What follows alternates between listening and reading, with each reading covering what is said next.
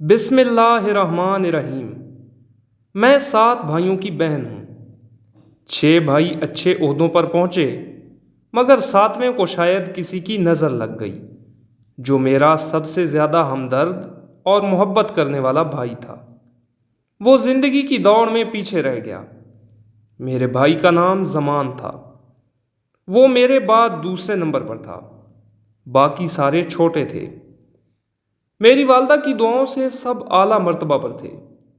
زمان کو بھی وہ دعائیں دیتی تھیں، سب بچوں سے زیادہ چاہتی تھیں، مگر ایف اے کے بعد وہ پولیس میں بھرتی ہو گیا۔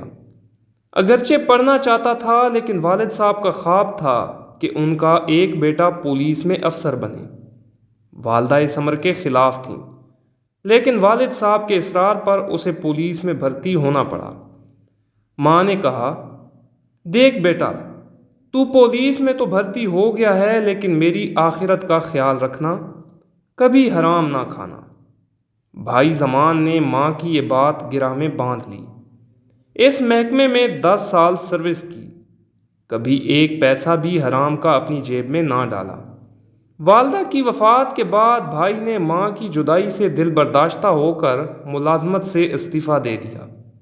اپنی ایمانداری کی وجہ سے بھائی کہیں بھی 8-9 ماہ کسی ایک جگہ ٹک نہیں سکا تھا۔ زمان بھائی کی بہادری کا یہ عالم تھا کہ ایک بار ایک مجرم کو پکڑا تھا۔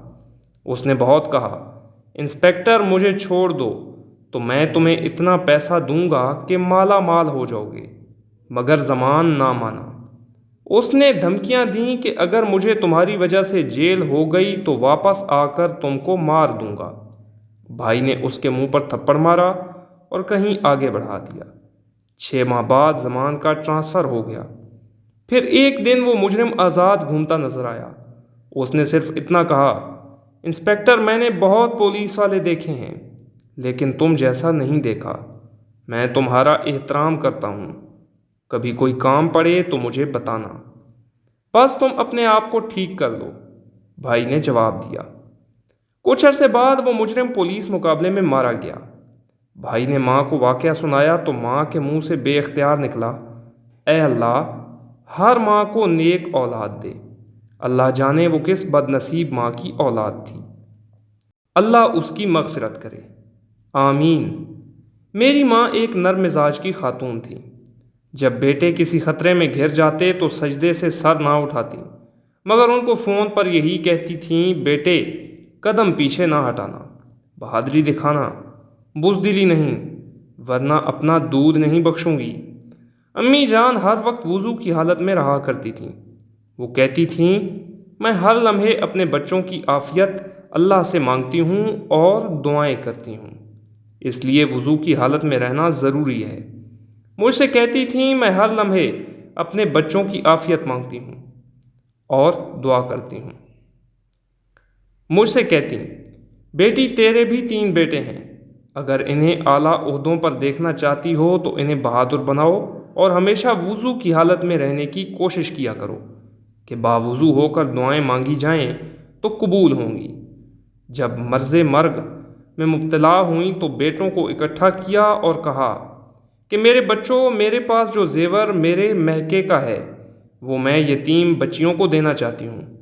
اگر میری اولاد میں سے کسی کو اس پر اعتراض ہو تو بتا دو، میں اس کا حصہ جو بنا ہوگا دے دوں گی۔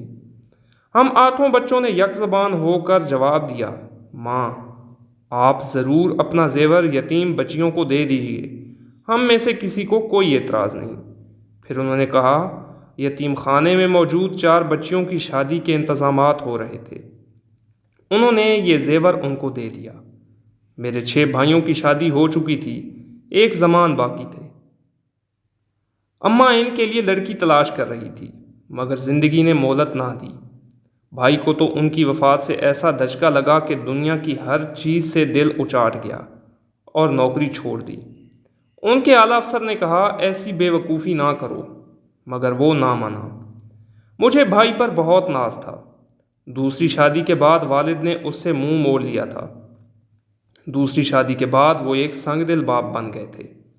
زمان سے کہا کہ تم نے نوکری کیوں چھوڑی، اب اس گھر سے نکل جاؤ، جہاں چاہے رہو۔ زمان گھر سے چلا گیا۔ مگر استعفیٰ واپس نہ لیا کہ یہ نوکری ان کے مزاج کے خلاف تھی۔ اماں کی لاج رکھنے کے لیے جب تک وہ زندہ رہیں ملازمت سے جڑے رہے تاکہ ناراض نہ ہو۔ ماں کو والد صاحب کا بیٹے کے ساتھ ناراض ہونا گوارا نہ تھا۔ جب مجھے پتہ چلا زمان کو ابا جان نے گھر بدر کر دیا ہے تو میں نے اماں کے واسطے دے کر انہیں اپنے گھر بلایا۔ آئے تو مگر کہا کہ 3 دن سے زیادہ تمہارے گھر نہیں رکوں گا۔ تم شادی شدہ اور شادی شدہ بہن کے گھر رہنا اچھی بات نہیں۔ زمان بھائی کی جیب میں 1500 روپے تھے۔ معلوم ہوا کہ ایک وقت کا کھانا ہوٹل سے لے کر کھانا ہے۔ میری آنکھیں آنسو بہانے لگیں۔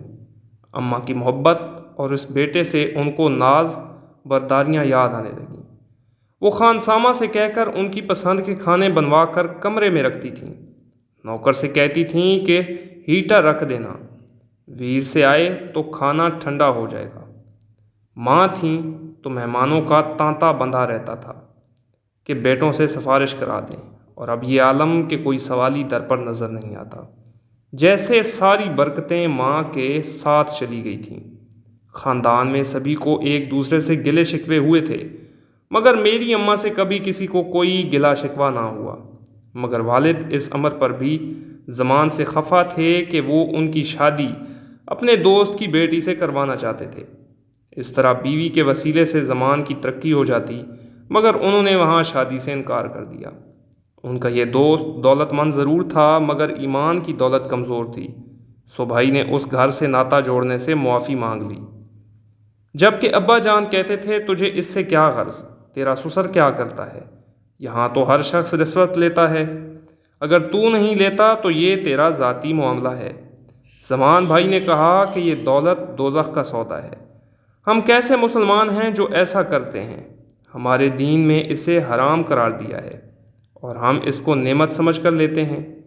ابا جان نے کہا لیکچر دینے کی ضرورت نہیں، اگر تم میرے دوست کی لڑکی سے شادی نہیں کرنا چاہتے تو ٹھیک ہے، اپنی مرضی کرو، اور میرے گھر میں تمہارے لیے کوئی جگہ نہیں، نکل جاؤ میرے گھر سے۔ زمان بھائی گھر سے نکل گئے اور چھوٹی موٹی نوکری شروع کر دی اور کرائے پر کمرہ لے لیا۔ ان کے دوست بہت اچھے تھے، انہوں نے رہنے کا انتظام کر دیا۔ چند دنوں کے بعد وہ سعودی عرب چلے گئے۔ جب سے مجھے ملنے آئے اور بتایا کہ میں سعودیہ جا رہا ہوں تو میری آنکھوں میں آنسو آ گئے۔